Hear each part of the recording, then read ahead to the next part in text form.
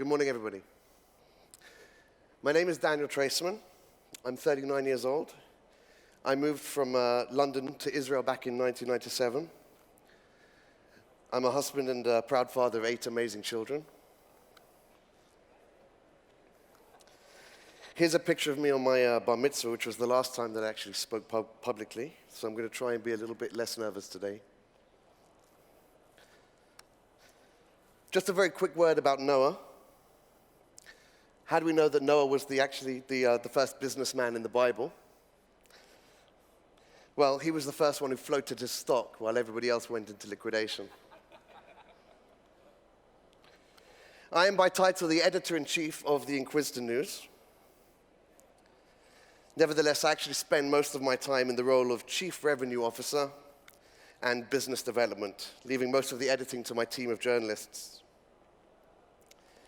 The Inquisitr was founded in 2007 by an Australian TechCrunch writer as an original WordPress 2.0 blog, and Duncan, the founder, immediately inserted his own style of snappy, concise reporting as a theme for the site.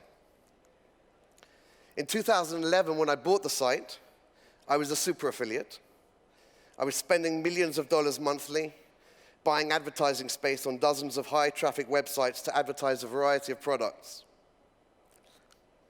This was right at the dawn of native advertising, and I was a master at paying websites millions for their traffic, but I didn't yet know how to monetize my own website.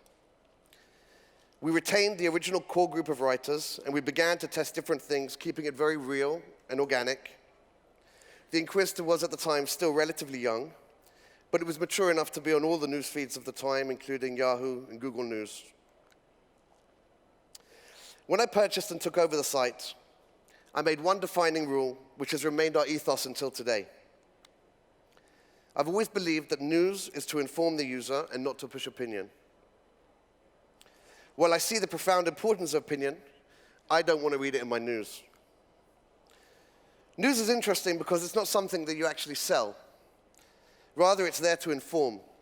In its ideal form, it's completely impartial and objective, giving a full, complete overview of the story.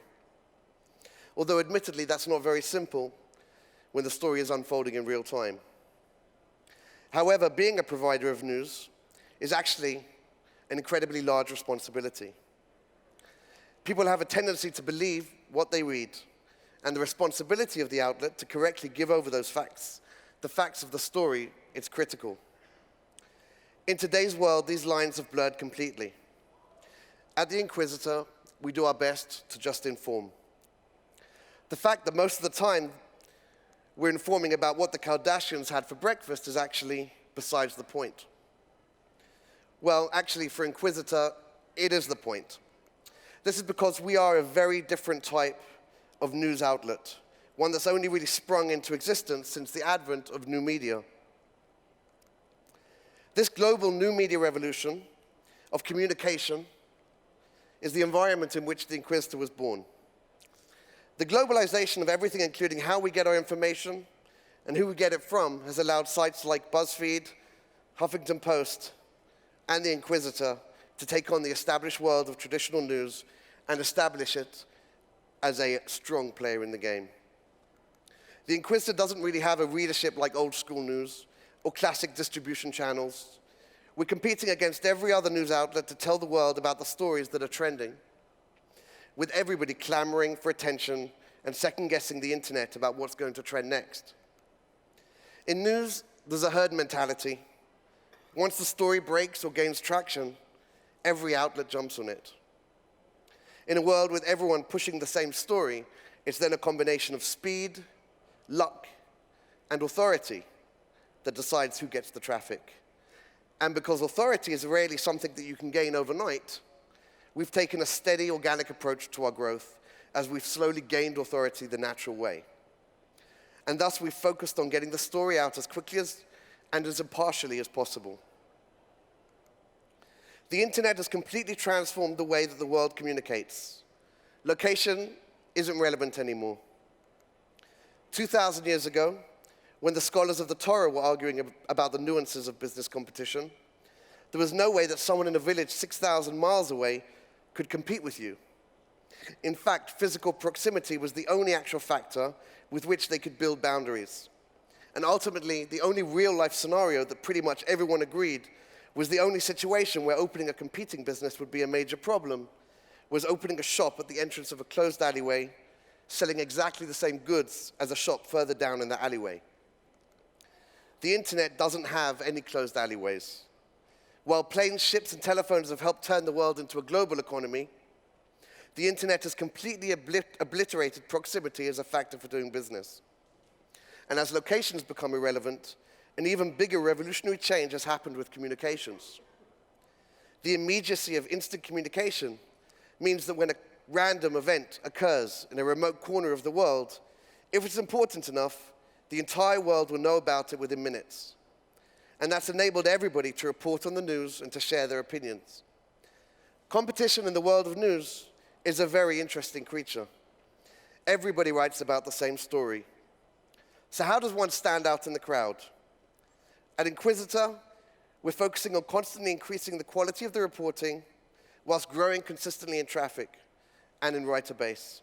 We've built systems to ensure the system isn't abused, whilst at the same time giving the writers the support that they need to succeed.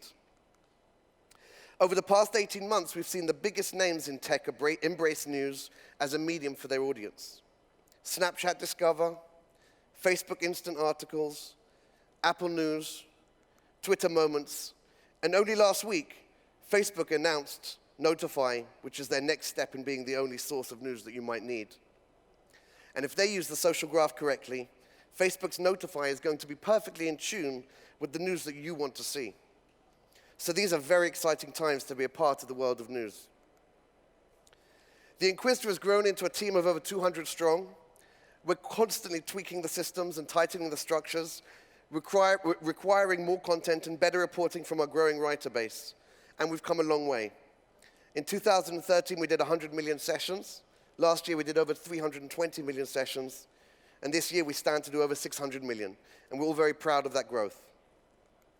Technology has leveled the playing field. Whether it's e-selling, knowledge, education, or news, there's room for upstarts in every industry to take market share.